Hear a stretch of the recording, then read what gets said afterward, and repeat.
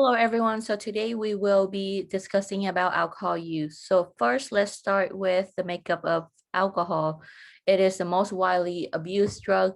Approximately 18 million Americans abuse or are addicted to alcohol, and 65% of Americans consume regularly. 10% are heavy drinkers, and it means that 90% are moderate drinkers or rarely.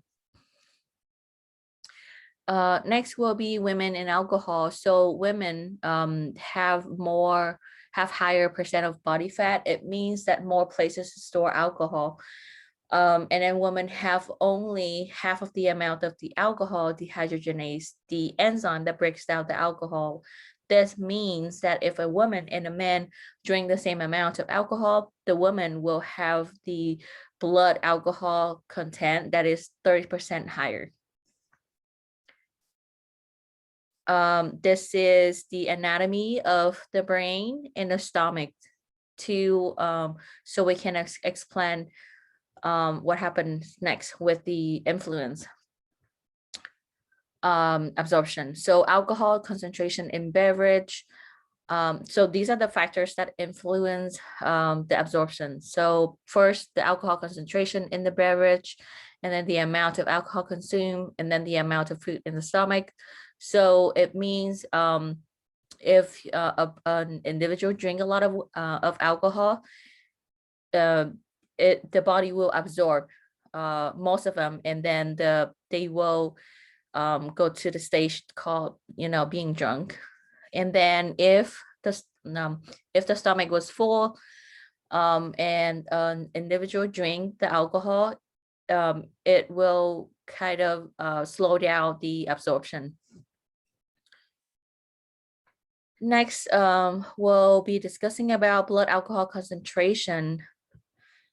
So the blood alcohol concentration is the ratio of alcohol to total blood volume. So despite the individual differences, the alcohol produces some general behavioral effects depending on the blood alcohol concentration.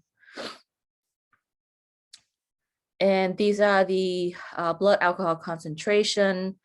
So for example, if the person drinks just very little tiny amounts, 0.02 to 0.03, no effect at all. But if the person drinks a lot, about 0.4, they'll be pretty much unconscious and then threshold to coma. So very dangerous.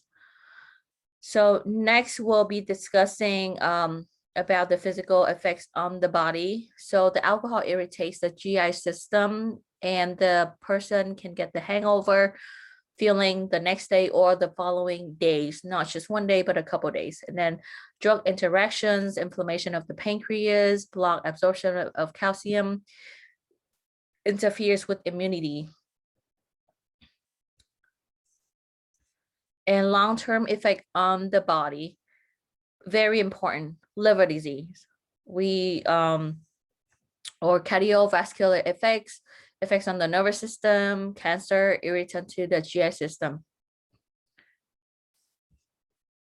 And then next, across the board, so the question is, who's drinking? So recently, research have found that younger people more likely to drink than the older, and drink more heavily than the older. And then whites more likely to drink than Hispanics and African Americans. And nowadays, new trend is for women. So especially college-age women, they drink more heavily compared to men. And men drink more than women. So college student and alcohol. So approximately 85% of college students consume alcohol. That will be equal approximately to 12 million undergraduate students. And about half of the college students are binge drinkers. So why so much concern? Why is it a big problem? It's because the alcohol-related crashes kills approximately every 31 minutes, and then every 2 minutes someone got injured because of the alcohol-related. And then over 100,000 deaths every year, but 40% of all crashes are alcohol related. And most importantly, 90% of child abuse cases linked to families with drinking and drug problem. And then 50% of all child abuse cases are the result of alcohol related problem. And that's it. Thank you so much.